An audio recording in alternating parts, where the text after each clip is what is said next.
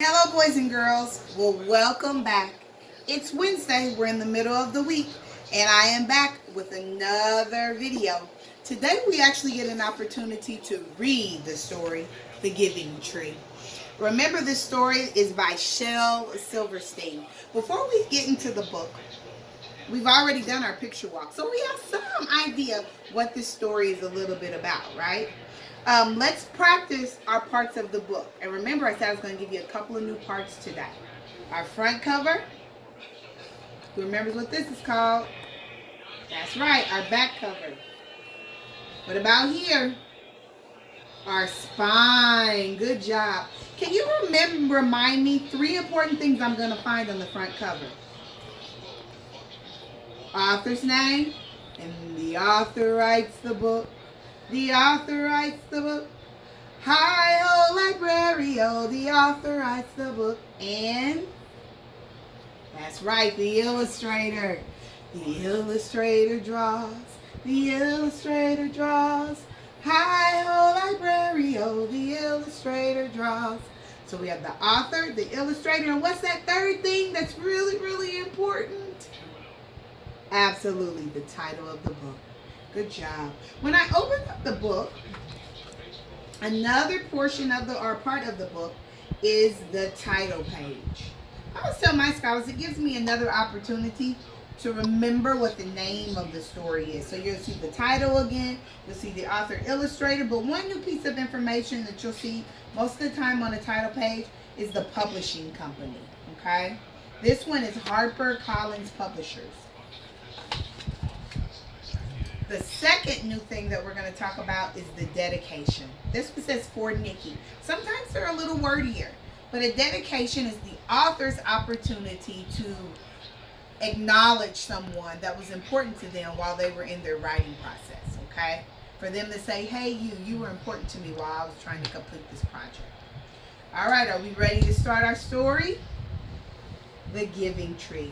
One of the things that I'm going to do when I read this story for the first time after my picture walk is try to see if my predictions of reading the pictures line up with what the words are going to say. Okay? Once there was a tree, and she loved a little boy. So the tree, and remember the boy coming in, and every day the boy would come. That's her saying, come on over. And he's saying, I'm here. And he would gather her leaves. We were right. She's giving him leaves and he's gathering them. And make them into crowns and play king of the forest. So far, what we were thinking, is it lining up with the words? So far.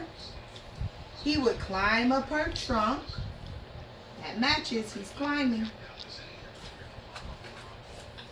And swing from her branches. And eat apples.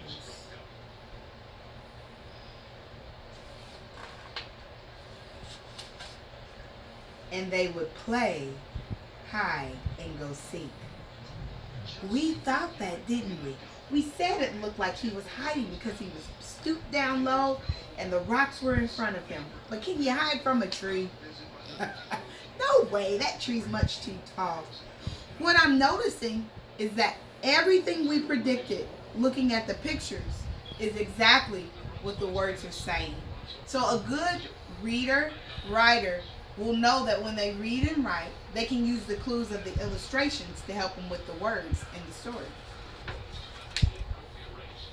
And when he was tired, he would sleep in her shade. And the boy loved the tree.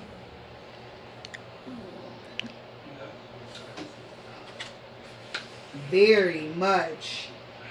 And the tree was happy. I'm hearing a lot of feeling words right now. I'm hearing happy and love. But time went by. This is when we notice the little boy starting to grow up. And the boy grew older.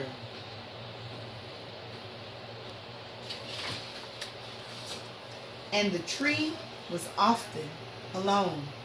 So now the tree is going from being happy to feeling a little lonely.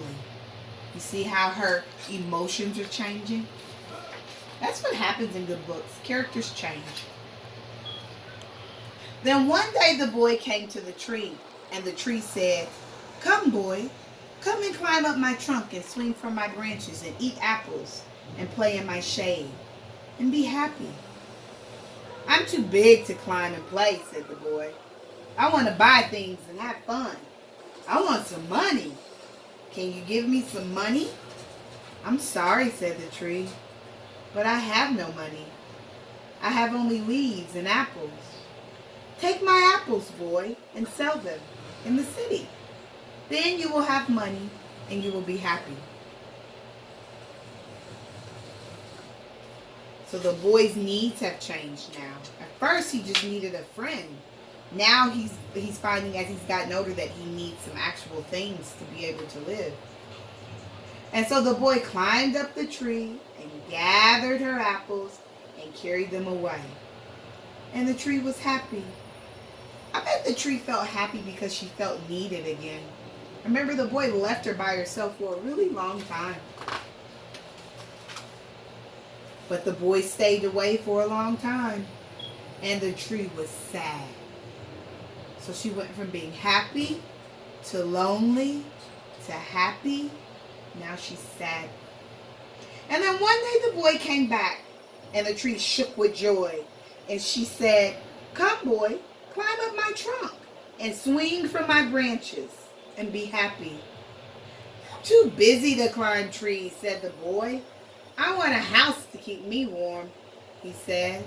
"I want a wife and I want children, and so I need a house.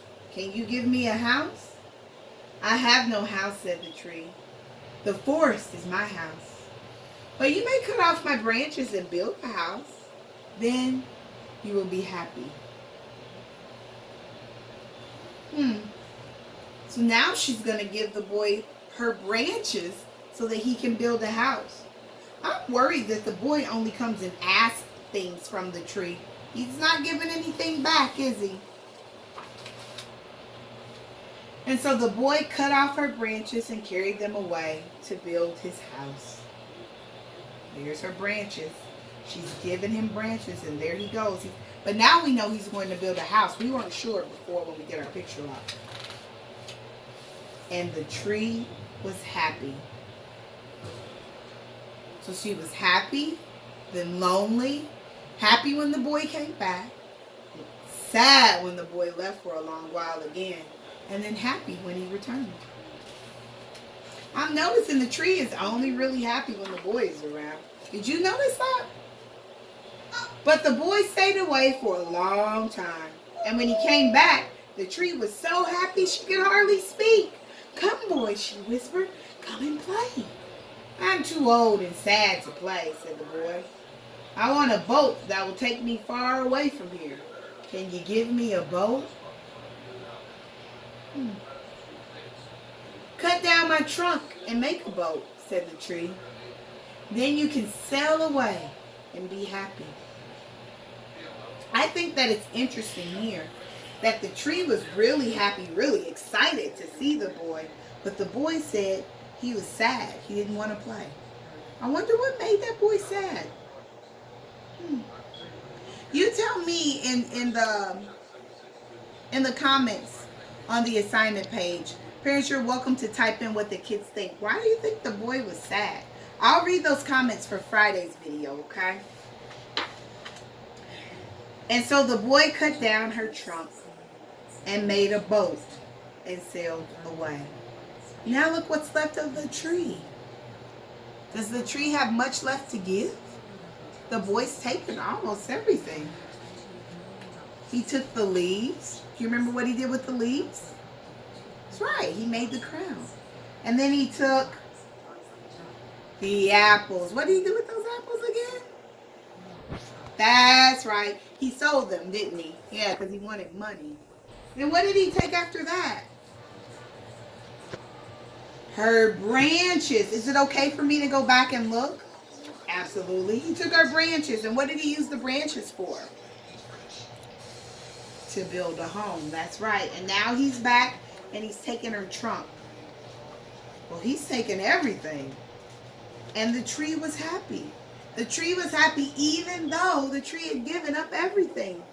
I wonder if that's what happens when you give freely. When your heart feels happy because other people are taken care of. I wonder how the tree is going to take care of itself, though. It says the tree was happy, but not really. But not really. What does that mean? I wonder if it means that the tree was happy that she could help the boy, but she wasn't happy. One, because she's going to be lonely again. And then two, because she's not a full tree anymore. She's just a stump. And after a long time, the boy came back again. "I'm sorry, boy," said the tree, "but I have nothing left to give you. My apples are gone. My teeth are too weak for apples," said the boy. "My branches are gone," said the tree. "You cannot swing on them." "I'm too old to swing on branches," said the boy. "My trunk is gone," said the tree. "You cannot climb." "I'm too tired to climb," said the boy. "I am sorry," sighed the tree. "I wish that I could give you something, but I have nothing left. I'm just an old stump. I am sorry." That boy seems super crabby to me. What are you thinking about the boy?